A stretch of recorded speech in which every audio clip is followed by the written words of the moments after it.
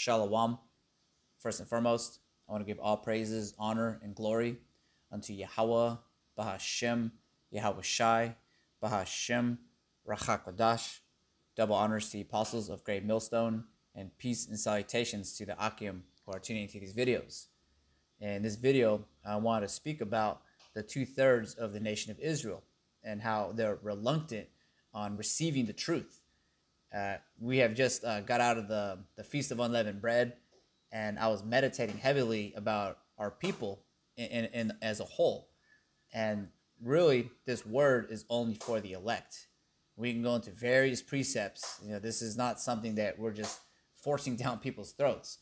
We're only worried about the true believers of Yahweh B'Shem Yahweh Shai. And if you look at our people, they're very stubborn. And they're basically going to give you an excuse for anything and everything when it comes to being upright. And I got a few of these precepts here that I'm going to read. And a lot of the precepts have the word iniquity on and sin upon sin. Because that's basically what these people are laden with. And I wanted to start here reading this in the first book of Maccabees, chapter 1.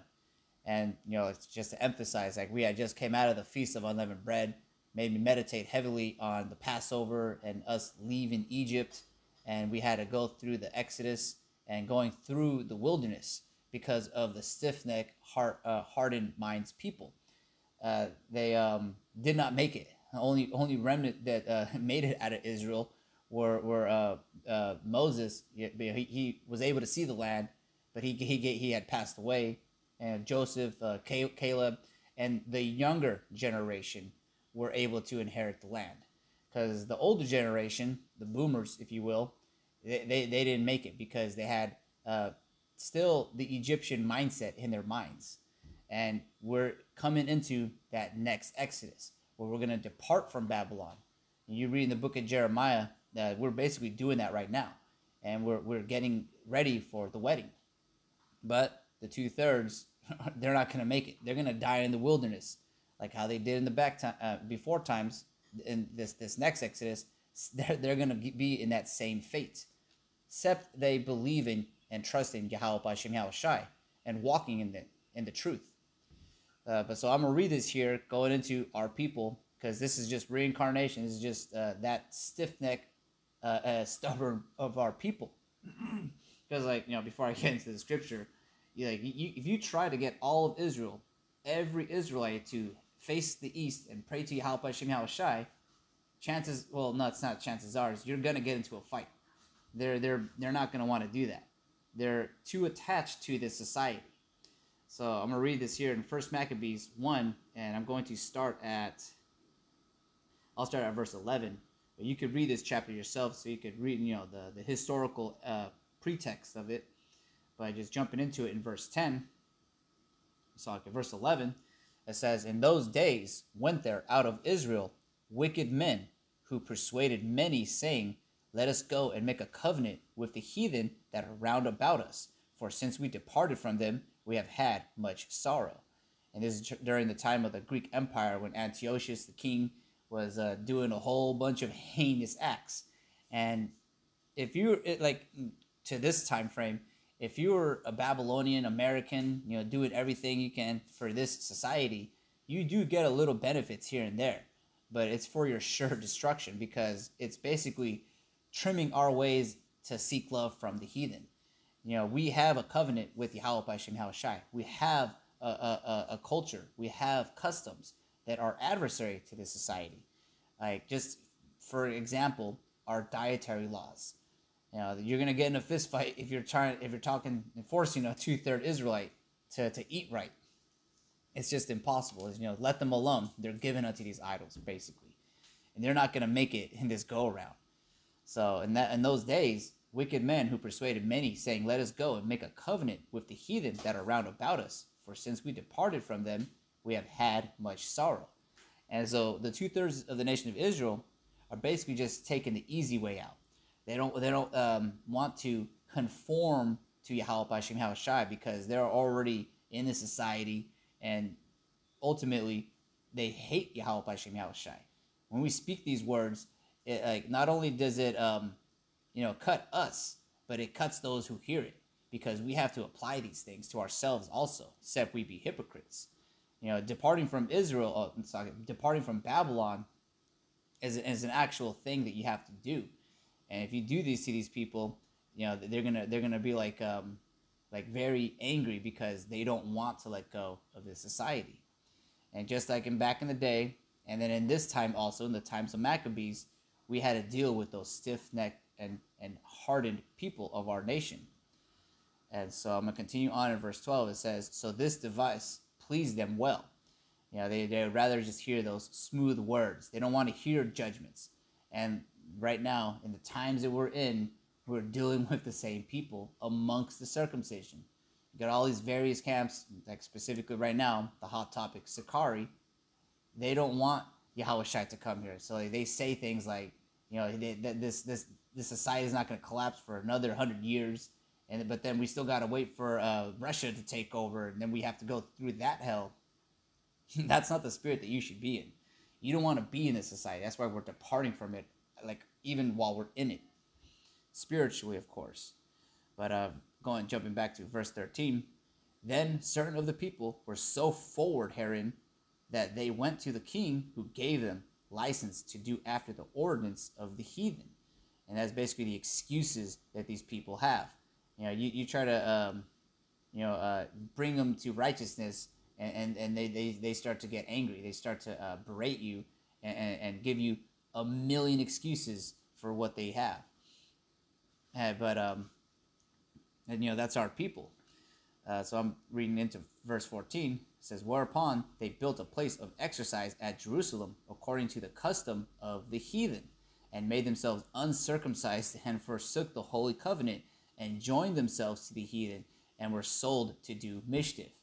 Like our people, when they want to do evil and they set their minds to it, they go above and beyond. Like this action that they did just so they can be accepted amongst the heathen is like outlandish. But that's as far as a 2/3 will get. You could even see in the society all these humiliation rituals that so-called rich and famous Israelites, whether they're musicians, movie stars, or whatever, football players, they have to go through these things that make you uncircumcised, unclean in the sight of Yahweh Hashem Yahushai. They basically have to bend the knee and disregard their true power.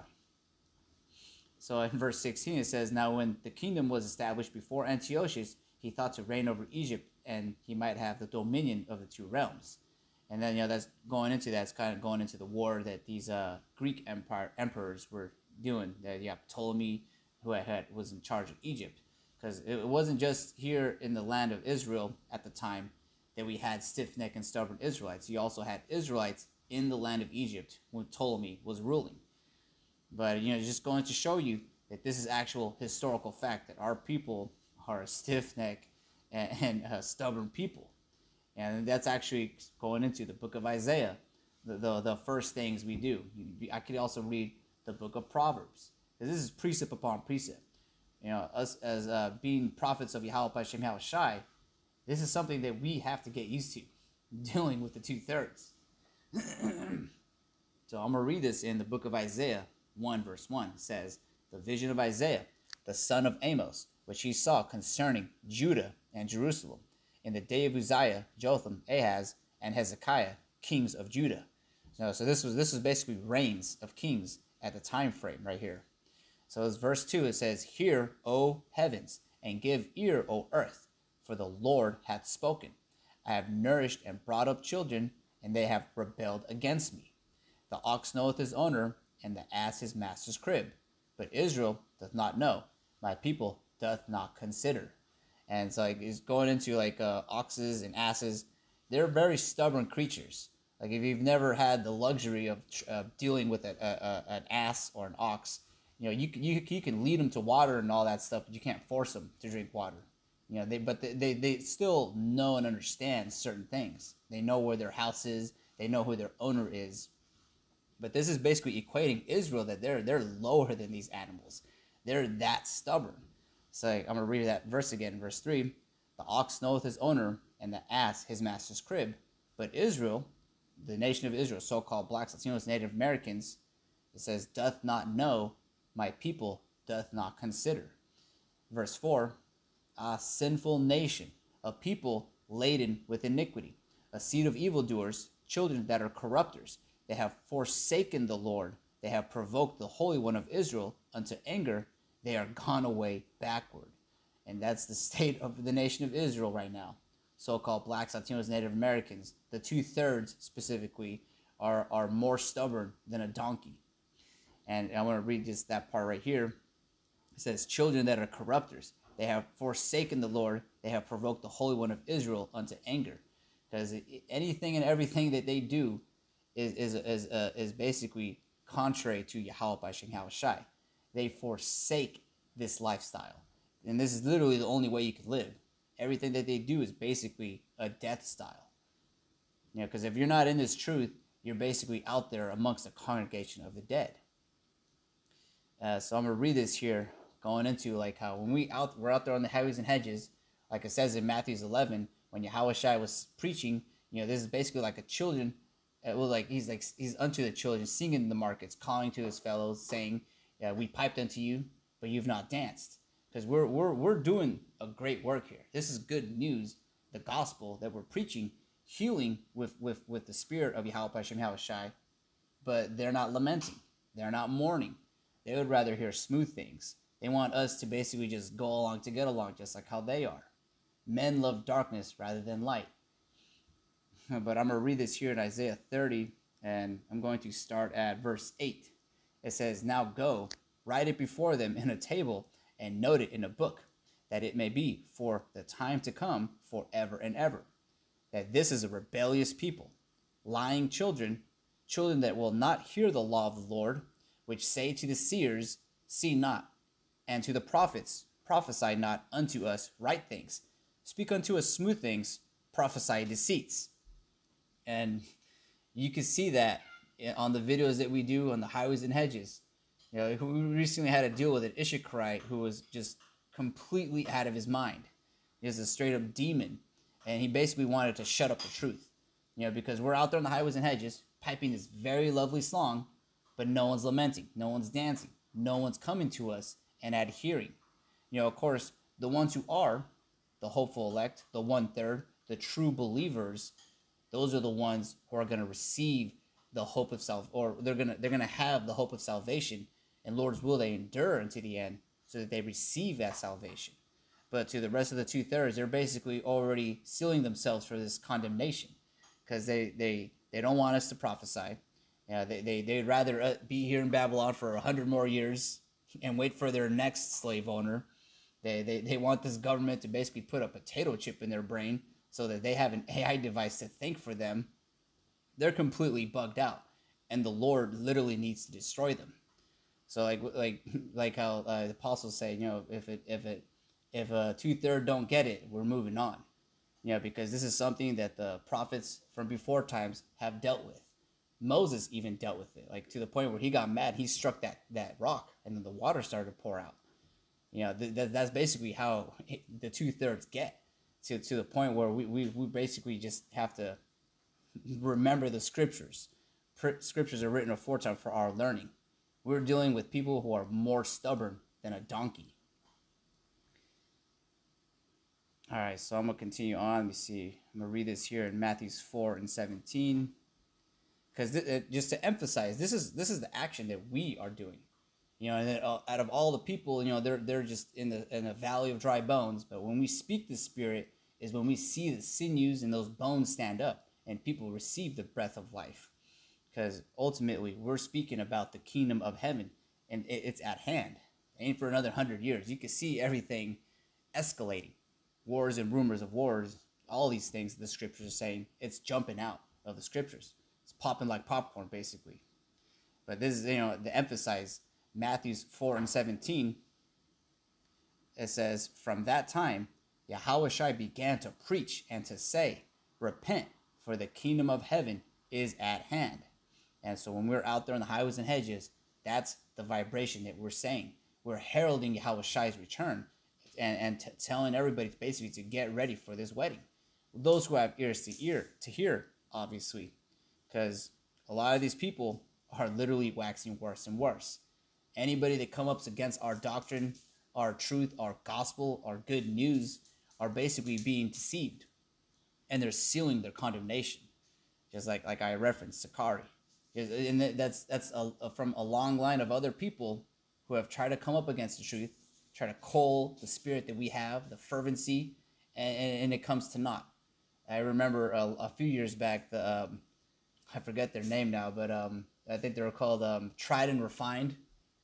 You know, it's just, the list goes on all these fallouts, basically, who don't have the spirit, or at least they had the spirit, but the Lord took it away from them. But going into this in 2 Timothy 3 and 13, you know, these are the people who aren't going to receive this truth. They're just going to wax worse and worse, and they're going to be, you know, in a destitute situation, dwelling in torments. So I'm going to start, let me see.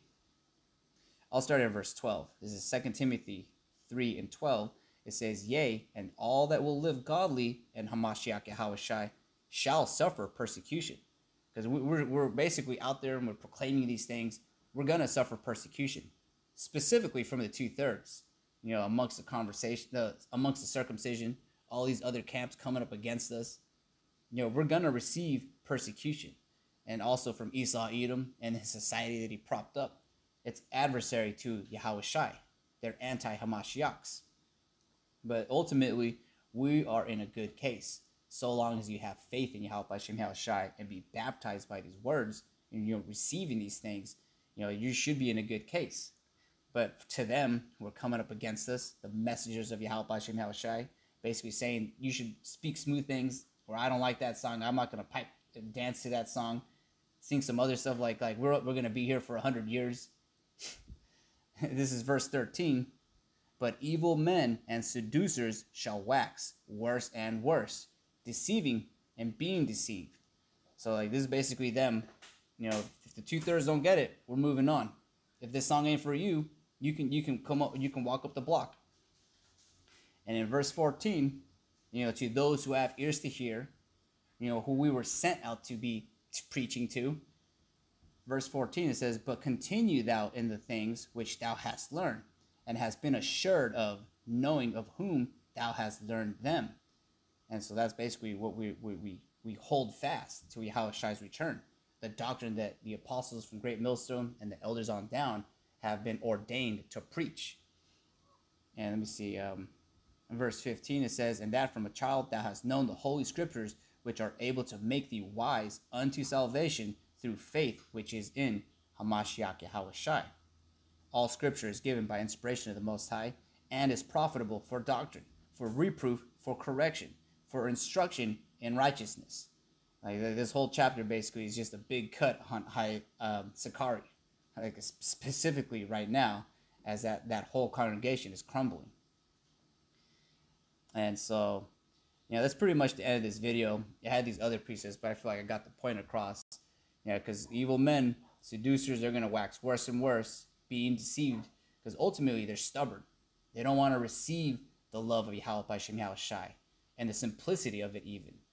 But with that, I want to give all praises, honor, and glory unto Yahweh Hashem Yahushai, Hashem Rachak Badash, Shalom Akim.